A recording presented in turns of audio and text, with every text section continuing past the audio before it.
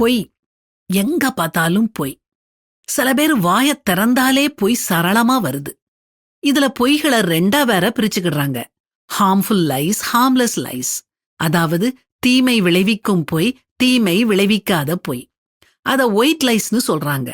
இந்த ஹார்ம்லெஸ் லைஸ்னால யாருக்கும் எந்த பிரச்சனையும் இல்ல, இத சொன்னா பரவாயில்லன்னு வேற வாக்குவாதம் பண்றாங்க.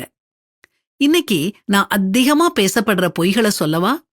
டீ கடைக்காரர், இப்ப போட்ட வடைதான் சார். மெடிக்கல் ஷாப்காரர், பேருதான் வேற, அதை விட இது நல்ல மருந்து சார். ரியல் எஸ்டேட் பிசினஸ்மேன், 10 அடி ஆழத்துல நல்ல தண்ணி, பக்கத்துல ரிங் ரோடு, ஐடி பார்க் வருது சார். காய்கறி கடைக்காரர், காலையில பறிச்சதுமா. சேல்ஸ் ரெப், இன்னியோட இந்த ஆஃபர் முடியுது மேடம். கண்டக்டர், வழியில எங்கேயும் நிக்காது, பாயிண்ட் டு பாயிண்ட் சார். பள்ளி குழந்தை, வயிறு வலிக்கிற மாதிரி இருக்குமா? நண்பன், கண்டிப்பா ட்ரீட் வைக்கிறேன்டா. கணவன் மனைவியிடம், உன் சமையல் சூப்பரா இருக்கு. மனைவி கணவனிடம், உங்ககிட்ட ஒரு வார்த்தை சொல்லிட்டு செய்யலாம்னு நினைச்சேன். இப்படி அடுக்கிக்கிட்டே போலாம். நாம எப்படி இருக்கிறோம்? சிறு சிறு பொய்கள் அடிக்கடி சொல்றோமா?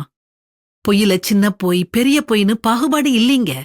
அது தீமை தருதோ இல்லையோ, அது பொய் தான். கடவுள் பொய்யையும் பொய் சொல்றவங்களையும் வெறுக்கிறாரு. பொய் உதடுகள் கர்த்தருக்கு அருவருப்பானவைகள், உண்மையாய் நடக்கிறவர்களோ அவருக்கு பிரியம்.